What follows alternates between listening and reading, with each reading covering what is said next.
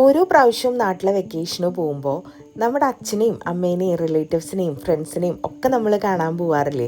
അതേപോലെ ഒഴിച്ചുകൂടാനാവാത്ത ചില ആൾക്കാരും കൂടി ഉണ്ട് കേട്ടോ എൻ്റെ ലൈഫിൽ. അങ്ങനെ ഒരു സ്ഥലത്ത് അങ്ങനെ ഒരാളെ കാണാൻ വേണ്ടിയിട്ടാണ് ഇപ്പം വന്നിട്ടുള്ളത്. ഞങ്ങളുടെ കുടുംബക്ഷേത്രമായിട്ടുള്ള മിത്രാനന്തപുരത്ത് അപ്പൻ്റെ അടുത്താണ് കേട്ടോ ഇപ്പം ഉള്ളത്. ഇവിടെ വരുന്നത് ദൈവത്തിനെ കാണാണ്ട് പോയാൽ പാപം കിട്ടുന്നോ അല്ലെങ്കിൽ ശിക്ഷിക്കുന്നോ എൻ്റെ പരാതിയും പരിഭവവും ഒന്നും പറയാൻ വേണ്ടിയിട്ടൊന്നും അല്ല കേട്ടോ. നമ്മുടെ ഏറ്റവും ക്ലോസ് ആയിട്ടുള്ള ഒരു റിലേറ്റീവിനെ കാണാൻ വരുമ്പോൾ കിട്ടുന്ന ഒരു സന്തോഷമില്ലേ, അതേപോലെ തന്നെയാണ് കേട്ടോ ഇവിടെയൊക്കെ വരുമ്പോൾ. ഭാരതപ്പുഴയുടെ തീരത്താണ് കേട്ടോ ഈ ഒരു അമ്പലം. ചില സമയത്തൊക്കെ നമ്മൾ മാത്രമേ ഉണ്ടാവുള്ളൂ. വലിയ തിക്കും തിരക്കും ബഹളം ഒന്നും ഇല്ലാത്തതുകൊണ്ട് തന്നെ വല്ലാത്ത സമാധാനം തരുന്ന ഒരു അന്തരീക്ഷമാണ് കേട്ടോ അവിടെ ഉള്ളത്.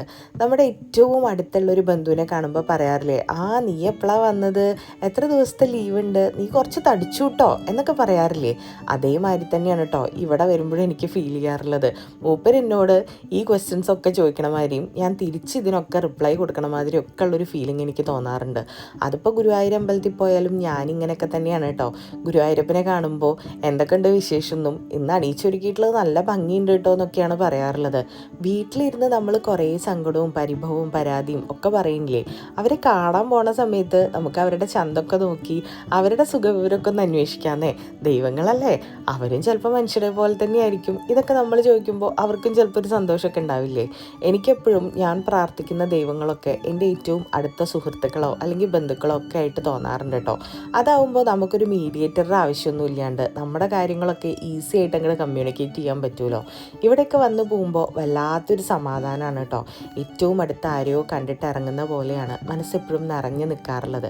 പിന്നെ കോഴിമാമ്പറമ്പിൽ അമ്മേനെ കാണാത്ത ഒരു വെക്കേഷനും ഇന്നേ വരെ എൻ്റെ ലൈഫിൽ ഉണ്ടായിട്ടില്ല കേട്ടോ. ഇപ്പോൾ പക്ഷേ നമ്മൾ പോണത് ഉത്രാളിക്കാവിൽ അമ്മയെ കാണാൻ വേണ്ടിയിട്ടാണ്. ഇത് ഒരു വല്ലാത്ത വൈബ് തരുന്ന സ്ഥലമാണ് കേട്ടോ. നിങ്ങൾ പലരും റീൽസിലും വീഡിയോസിലും ഒക്കെ കണ്ടിട്ടുണ്ടാവും ഉത്രാളിക്കാവിൽ അമ്മയുടെ ഈ ഒരു അമ്പലത്തിൻ്റെ ഭംഗി. ഓരോ ക്ലൈമറ്റിലും ഓരോ ടൈപ്പിൽ ഓരോ ഭംഗിയിലാണ് കേട്ടോ ഈ ഒരു അമ്പലം കാണാൻ പറ്റുക. നമ്മൾ കുറേ സ്ഥലത്ത് പോയിട്ടുള്ളതുകൊണ്ട് തന്നെ ഇന്നിവിടെ എത്തിയപ്പോഴത്തേക്കും കുറച്ച് അധികം ലേറ്റ് ആയിട്ടുണ്ടായിരുന്നു. ഏതാണ്ട് ഒരു 7:30 മണിയൊക്കെ ആയിട്ടുണ്ടായിരുന്നു. അതുകൊണ്ട് തന്നെ നന്നായിട്ട് ഇരുട്ടുണ്ട്. പക്ഷെ എന്നിട്ടും ഉത്രാളിക്കാവ് കാണാൻ എന്തൊരു ചന്തായിരുന്നു എന്നറിയോ. ഓരോ പ്രാവശ്യവും നാട്ടിൽ നിന്ന് തിരിച്ചു പോകുമ്പോൾ വീടും വീട്ടുകാരേനെയും നാട്ടുകാരേനെയും ഒക്കെ മിസ് ചെയ്യണ പോലെ തന്നെയാണ് കേട്ടോ ഈ സ്ഥലങ്ങളൊക്കെ.